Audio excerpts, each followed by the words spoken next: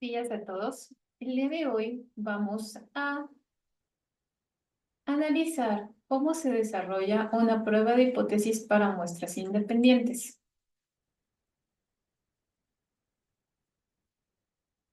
Comenzamos. Entendiendo que esta prueba de hipótesis para las muestras independientes consiste en la comparación de la media de un grupo 1 respecto a la media del grupo 2, cuyo objetivo va a ser identificar si los dos valores son iguales, lo que nos daría origen a nuestra hipótesis nula, o que realmente en los estudios lo que se busca es encontrar algo diferente, algo nuevo. Entonces, la hipótesis del investigador o la hipótesis alterna consistiría en demostrar que la media muestral del grupo 1 sea diferente a la media muestral del grupo 2. Para estudiar esto, nos vamos a basar en un problema, teniendo el planteamiento que consiste en un hospital de segundo nivel de atención. Se ha realizado un estudio en la unidad tocoquirúrgica con el fin de investigar si existen diferencias significativas en el peso de nacimiento entre los niños nacidos de sexo masculino y femenino. Este estudio se enfoca en determinar si el peso promedio al nacer varía en función del sexo, lo cual tiene implicaciones en el manejo clínico y la atención neonatal. Esto nos va a llevar a una pregunta de investigación.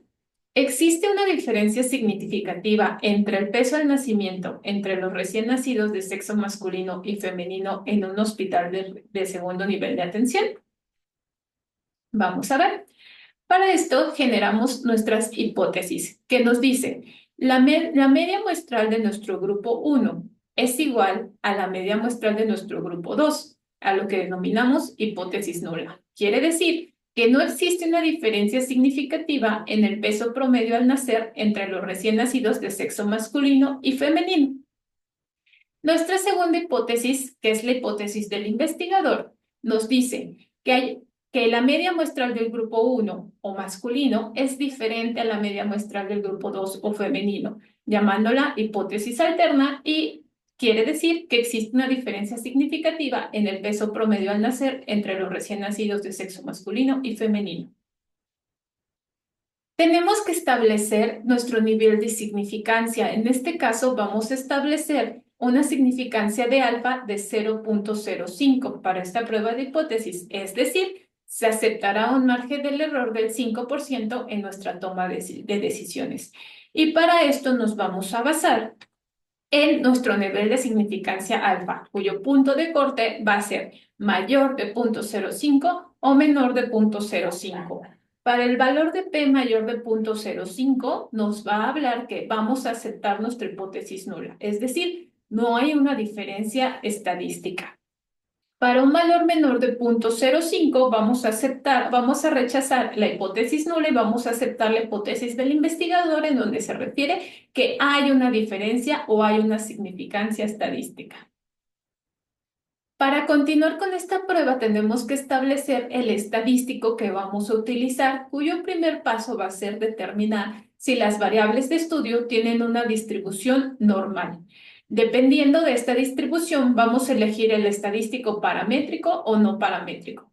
Dentro del paramétrico, el estadístico de elección es la T de student, que tiene ciertas características dentro de los estudios paramétricos. Uno, tiene que ser un grupo pequeño con un tamaño de muestra menor de 30. Debe contener variables con escala de medición numérica. La distribución de las variables debe de ser normal y debe tener una varianza semejante, es decir, cumplir con el supuesto de homogeneidad.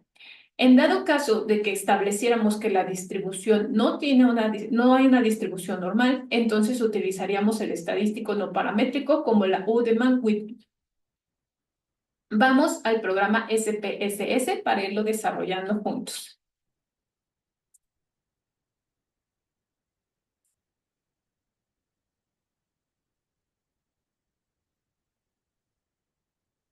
Nos encontramos en el software SPSS, la versión 25, en donde tenemos un grupo de datos que en total son 25. Aquí podemos ver el sexo de los pacientes que integraron en este estudio como masculino o femenino y el peso que tuvieron al nacimiento. En nuestra vista de ventana de variables,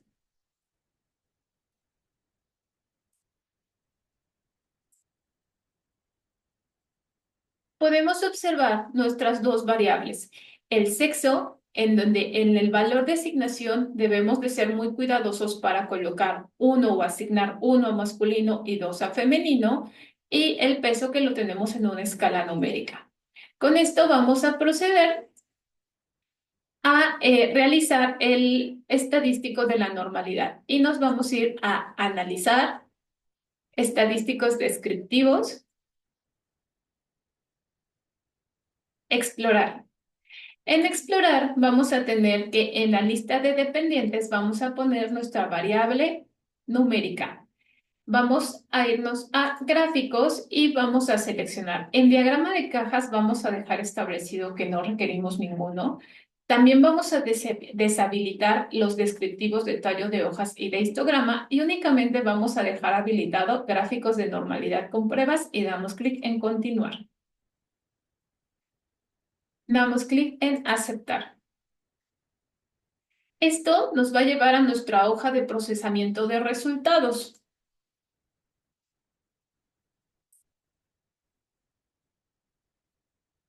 En esta hoja de procesamiento de resultados vamos a ver que consta de diferentes tablas, en donde está el resumen de los casos, nuestros estadísticos como la media, la mediana, la varianza, la desviación estándar, los rangos mínimos y máximos de peso y nuestras pruebas de normalidad. Para poder analizarlas de manera más puntual, vamos a regresar a nuestra presentación.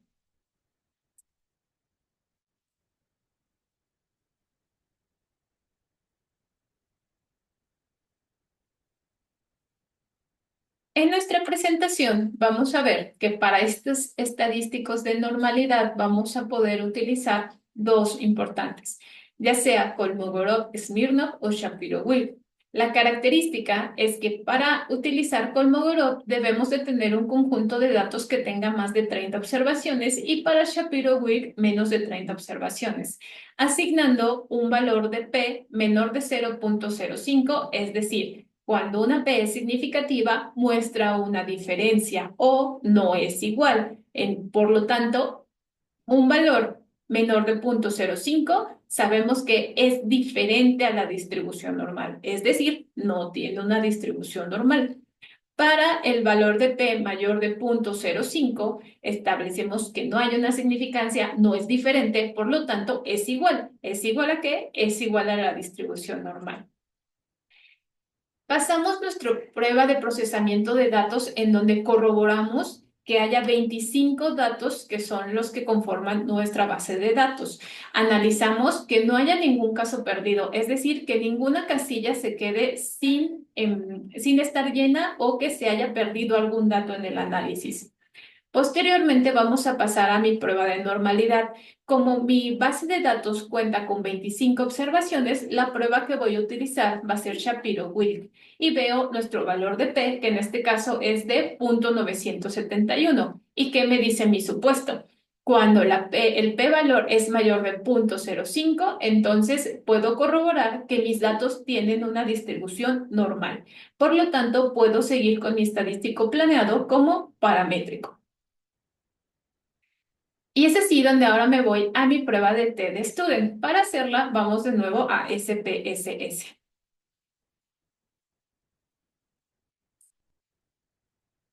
En mi base de datos, ahora voy a utilizar el estadístico de analizar, comparar medias. Dentro de esta comparación de medias existe un menú dependiendo de lo que necesitemos. En este caso, estamos evaluando muestras independientes. Aquí vamos a empezar de cero. Tenemos dos variables, mi variable de prueba y mi variable de agrupación. Para mi variable de prueba, lo que yo quiero probar, pues es el peso al nacimiento de los recién nacidos, por lo tanto la voy a colocar en esta casilla. Y mi variable de agrupación es que los estoy agrupando en ya sean en hombres o mujeres, sexo masculino o femenino. De primera instancia me van a salir estos dos signos de interrogación porque el programa me solicita que yo defina mis grupos. Y si recordamos, habíamos asignado 1 al masculino y 2 al femenino. Por lo tanto, voy a volver a actualizar a estos valores que yo especifiqué desde mi creación de la variable. Y voy a poner clic en aceptar. Esto me va a llevar nuevamente a mi hoja de resultados. Y en mi hoja de resultados voy a observar que salen mis tablas denominadas pruebas T. Primero, tenemos una tabla de estadística de grupo y segundo, tenemos una tabla que se denomina prueba de muestras independientes. Para analizarla, vamos a regresar a nuestra presentación. En nuestra primera estadística de grupo podemos observar que vemos en la primera columna el peso en gramos de los recién nacidos de sexo masculino y femenino y tenemos el número. Para el sexo masculino tenemos 11 observaciones y para el sexo femenino 14 observaciones, que tienen una media de peso en gramos para el masculino de 3.344 y para el femenino de 3.259. Es decir, sí observamos que hay alguna diferencia, pero necesitamos corroborar. Dentro de nuestro estadístico, dentro de nuestra hoja de resultados, la primera parte de la tabla que nos arroja la denomina como prueba de Leven de igualdad de varianzas. Es decir, hay que evaluar si las varianzas de ambos grupos, masculino y femenino, son iguales. ¿Y en qué consiste? Podemos encontrar la significancia o el p-valor, que es de 0.087, y vamos a poner, y con esto vamos a asumir que el p-valor mayor de 0.05 se puede asumir que las varianzas entre los dos grupos, tanto masculino como femenino, son iguales. ¿Y por qué es importante analizar este cuadro previo de varianzas? Porque si las varianzas entre los grupos son iguales o desiguales, va a radicar el tipo de prueba estadística que voy a utilizar y por ende la validez de mis resultados obtenidos. Para esta prueba de TED-Student, si asumo que mis varianzas son iguales y en realidad son diferentes, los resultados de la prueba no van a ser confiables. Tanto la estimación de los grados de libertad como el valor de P pueden ser incorrectos, lo que me puede llevar a tener conclusiones erróneas, como rechazar o aceptar la hipótesis nula de una forma inapropiada. Por eso es muy importante confirmar para esta prueba que mis varianzas son semejantes. La siguiente parte de la tabla, que ya es propiamente la prueba de TED-Student, vamos a encontrar diferentes valores. La T es el valor de T calculado que nos va a representar la diferencia entre las medias de los dos grupos en términos de desviación estándar. Aquí en esta segunda columna vamos a trabajar con el cuadro en donde se asumen varianzas iguales porque ya lo corroboramos en la tabla previa. Para los grados de libertad sabemos que es el número de observaciones de los grupos menos 2, es decir, nuestras observaciones eran 25 menos 2 son 23 y generalmente se utiliza para determinar el valor de P asociado al estadístico T. Lo siguiente, vamos a ver nuestra significancia.